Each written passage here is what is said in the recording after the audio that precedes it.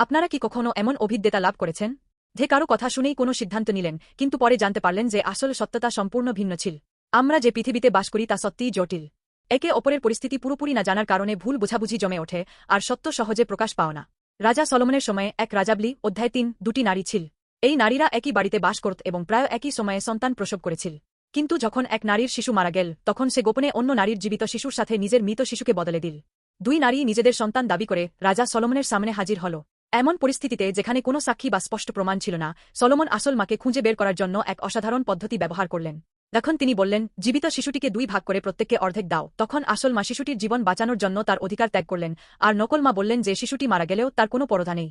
এর মাধ্যমে রাজা আসল মাকে চিনতে পারলেন এবং শিশুটিকে তাকে ফিরিয়ে দিলেন। এখানে প্রদর্শিত প্রজ্ঞা হিব্রু হুকমা মানে কেবল প্রচুর জ্ঞান থাকা নেয়। এটি জীবনের জটিল পরিস্থিতিতে মানুষের হৃদয়কে দেখতে পারা, সঠিক বেঠিকের মধ্যে পার্থক্য করতে পারা এবং জীবন বাঁচানোর মতো করে কাজ করার ক্ষমতাকে বোঝায়। সলোমন যে প্রজ্ঞা প্রদর্শন করেছিলেন তা কেবল তীক্ষ্ণ বিচার ছিল না, বরং মানুষের হৃদয়ের গভীরতম অংশগুলিকে বোঝার একটি অন্তর্দৃষ্টি ছিল। এই প্রজ্ঞা কেবল মনের বিচার থেকে আসেনি, বরং এমন একটি হৃদয় থেকে এসেছিল যা জীবন বাঁচাতে এবং সত্যকে প্রকাশ করতে চেয়েছিল। এই ঘটনাকে আগত প্রকৃত প্রজ্ঞা অর্থাৎ যীশু খ্রিস্টের একটি ছায়া হিসাবে দেখা যেতে পারে। যীশু এই পৃথিবীতে এসে সত্য বলেছিলেন, মানুষের ভেতরের চিন্তাগুলো দেখেছিলেন এবং এমনকি মিথ্যা ও ভণ্ডামিকেও উন্মোচন করেছিলেন, জীবন বাঁচানোর মতো করে সত্য ঘোষণা করেছিলেন। ঠিক যেমন আসল মা তার সন্তানকে বাঁচানোর জন্য তার অধিকার ত্যাগ করেছিলেন, তেমনি যীশুও আমাদের জীবন দেওয়ার জন্য নিজেকে দিয়েছিলেন। আমরা কখনো কখনো এমন এক পৃথিবীতে ক্লান্ত হয়ে পড়ি যেখানে আমরা অন্যায় পরিস্থিতির সম্মুখীন হই, আমাদের ভুল বোঝা হয় আর সত্য চাপা পড়ে থাকে। তবে সত্য অবশ্যই প্রকাশ পাবে এবং ঈশ্বরের প্রজ্ঞা জীবন বাঁচাতে ও মানুষকে গড়ে তুলতে ব্যবহৃত হয়।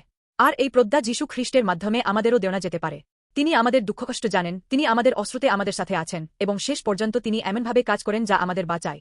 যখন আমরা যীশুর সাথে থাকি তখন আমাদের জীবন অটল প্রজ্ঞার উপর প্রতিষ্ঠিত হতে পারে। আজও ঈশ্বর আমাদের মাধ্যমে সত্যকে প্রকাশ করতে, আমাদের প্রজ্ঞা দিতে এবং আমাদের মাধ্যমে জীবন বাঁচাতে চান।